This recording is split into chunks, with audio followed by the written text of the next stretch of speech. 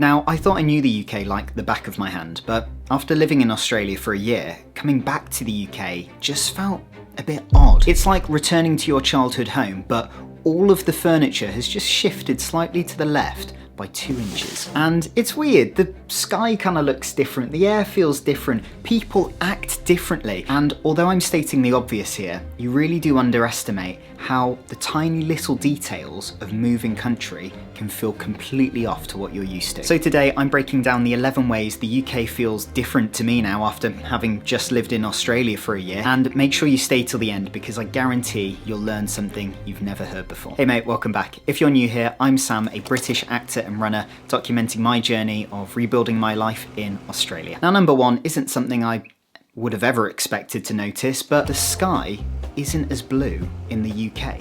When I'm in Brisbane, Queensland, and I look up at the sky, not directly into the sunlight, don't worry, it just feels massive. Like say if the sky was a 2D flat plane covering our heads, it feels like it's pushed so much further up into the air when you're in Brisbane, and the colour of it, oh my gosh, it's like the saturation dial has turned way up on it. But you get back to the UK and it's just paler. It's not as vibrant, it's not as saturated. I know this sounds really weird right now, but when I'm in Australia, having that big vibrant blue sky up ahead, I don't know, I just get this excitement. I feel like I can take on the world. Now I'm back in the UK. Although I am loving it being summer here and us having actually good weather for once, the pale sky here just makes you feel maybe a little less optimistic, I want to say. It's a completely personal experience, but that's my experience. Number two, homes in the UK are so hot in the summer. And no, it's not just because we don't have air conditioning. As I'm sure a lot of you know, UK homes are built to trap in heat. Our insulation in our homes is impressive. Almost all windows in a modern UK home will have double glazing windows. Not to mention we have, thick loft insulation. We've got thick carpet, the thicker the better. It doesn't just feel nice on the toes, it also keeps you nice and warm. And of course we've got central heating, hence why if you live in the UK, you'll be paying a lot on your gas bill. And because of this, sometimes you don't even notice how hot it is in a UK home until you're waking up at 3 a.m, absolutely boiling, wondering if you're being roasted for Sunday dinner. Sorry, pause. The ice cream van's coming around.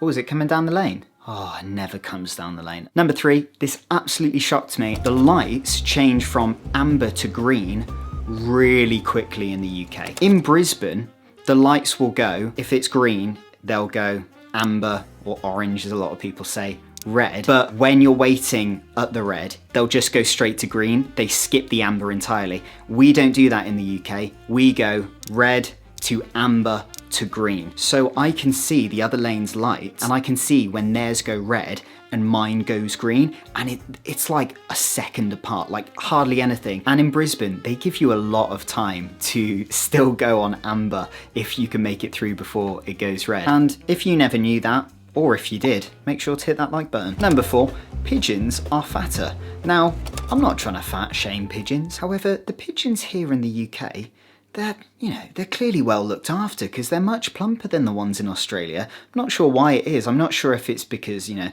bit of a smaller country here, so easier access to food. But it's funny, the pigeons here, they honestly look like they're bulking for winter. And I kind of get it. If I was a pigeon and I had to live outdoors and I needed to hibernate, I absolutely would be bulking as well. I think pigeons are so cute. A lot of people call them pests and vermin, but from what I've read, at one point, pigeons used to be a human's best friend and they were really useful and they were really well looked after. But as soon as more modern technology came into place and we had telephones, the pigeons were kind of thrown out on the street, quite literally, having to fend for themselves. So I kind of get why they're plumping up because they're not always treated nicely here. However, the ones in Australia are much leaner, I have to say. Number five, Brits are much happier in the summer, but they're still not as happy as Australians are. So the mood lift here in the UK is obvious as soon as the sun comes out. As soon as the sun comes out, it's like British people remember that they can go live an active lifestyle. They can go socialise and have barbecues.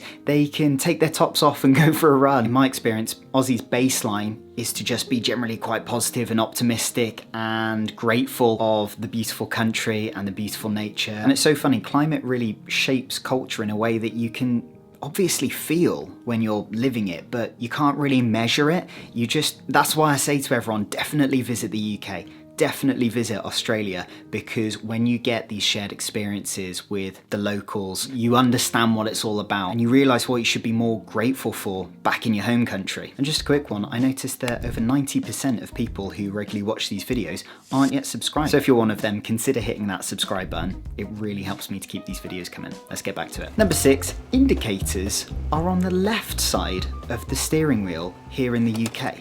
And I find this absolutely bizarre. If you asked me 2 years ago, Sam, what side should the indicators be on? I would have just said left. You know, that's what I learned on a British car. We drive on the left side of the road. Makes sense that it's on the left. But then I moved to Australia, get myself a lovely Toyota Yaris sedan with my wife, and the indicator is on the right. And the more I start driving this Toyota Yaris, because my right hand is my dominant hand, it just feels so natural and instinctive to hit the indicator with that right hand. It feels so easy. But being back in the UK, do you know what I keep doing? I keep forgetting it's on the left-hand side, so I keep triggering the windscreen wipers. My wife Maddie is always laughing at me. She's like, oh, there you go again. I'm starting to get the hang of it again as I've been here for a couple of weeks. However, I know that this is a very personal experience, and if you are left-handed, you probably would love to have the indicator on the left-hand side. Number 7, the key locks in Australia, I've realised, are upside down. Now in the UK, we'll generally put the,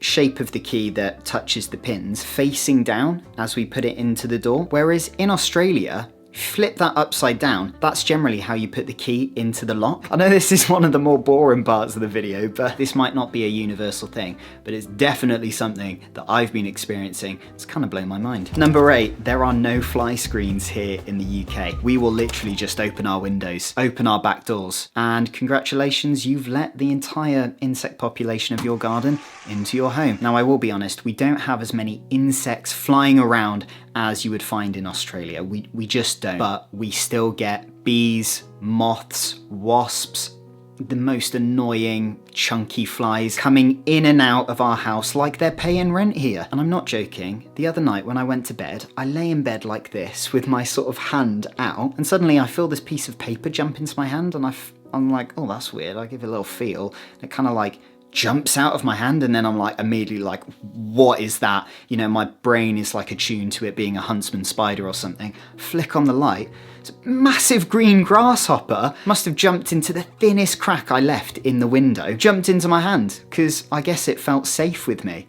It wanted a little cuddle. I was like, mate, what are you doing in my bed right now? My wife's here. But if I'm being totally honest, I don't think fly screens are necessary here in the UK. However, in Australia, if you did that, your apartment or house would be filled with bugs. It would be awful. Now, if you're enjoying these vlogs and you want to help me make more of them, well, I actually have a Patreon where you can support the channel and also get some fun exclusive things. So if that sounds good, I'll leave it in the first link in the description below. Number 9, people are a little more nosy here in the UK. Now, I'm not saying that this is a bad thing. I don't think there's anything wrong with being a little bit nosy, as long as you're not harassing or being intrusive of someone's life. But I have noticed that whenever I do anything slightly different here, film in public, go for a run, maybe wear a much more Australian outfit than other Brits wear in the UK, I will get a lot of looks. And it's not just the odd stare that when you pass someone on the street, you look at each other, like it's just human nature, all good, all good. But in the UK, with some people, it can be like a full-on stare. And you sort of look and smile, and you look away and you look back, and they're still staring at you, and you're starting to get a bit uncomfortable. Now, I thought this was just a London thing. Nope, it happens in Cheltenham as well. However, what I do love about Cheltenham is that most of the time, if you go, hello mate, morning, they'll say good morning back to you. It's a very friendly community. I think sometimes it can be because people are just generally interested in what you're doing. You're doing something a bit different, so they're just curious. That's all good with me. But sometimes it can just come across as a little uncomfortable, if I'm being kind of honest. Number 10, groceries are so much cheaper here in the UK. Now, the price difference in fresh produce here in the UK is so noticeable. Just for an example, this is from a recent Aldi shop that my wife and I did. Now, if you think Aldi in Australia is one of the cheapest supermarkets. Wait till you come to Aldi UK. Oh my gosh, it gets even cheaper. Now, we do import a lot of our fresh produce from foreign countries, and I totally understand that in Australia, a lot of it is grown in the country, which is a beautiful thing to, buy something in a supermarket that's been grown at home. But fruit and veg in Australia can be really pricey, and honestly, it stretches even further from that. Things like biscuits, sweets, chocolate, ice cream, tea, things like that, all of this is so much cheaper in the UK, and that's even with the sugar tax that we've added on. But on the other hand, when certain fruits and veg are in season in Australia, they can be cheaper than certain fruits and veg that aren't in season in the UK, as a generalisation. And number 11, the UK is more beautiful than you realise. I'm back in Cheltenham. It's a small town. This is the population of it. And it's absolutely gorgeous. It's got lots of parks and gardens. The trees are leafy green. My wife and I, we went to Pittville Park the other day, and we sat on the other side of the pond, staring out at the Pittville Pump Rooms, which is a gorgeous building. And the thing is, throughout this whole year of making content on why I love Australia so much, I started to forget how beautiful the UK is and how lucky I am to actually have the opportunity to be born and raised here and to live here still. The thing is, when you grow up in a place, even if you're surrounded in beauty, it becomes less cool, the novelty wears off, and only, foreign countries become the cool and exciting places to visit. Like me going to Australia, even though it is, one of my favorite countries in the world. And the thing is, it's made me realize you can't pick a country solely off comparisons. Living in a country is a completely personal and emotional experience that you actually need to take action on and go do yourself to make a decision on it. If you've got the lack of responsibility,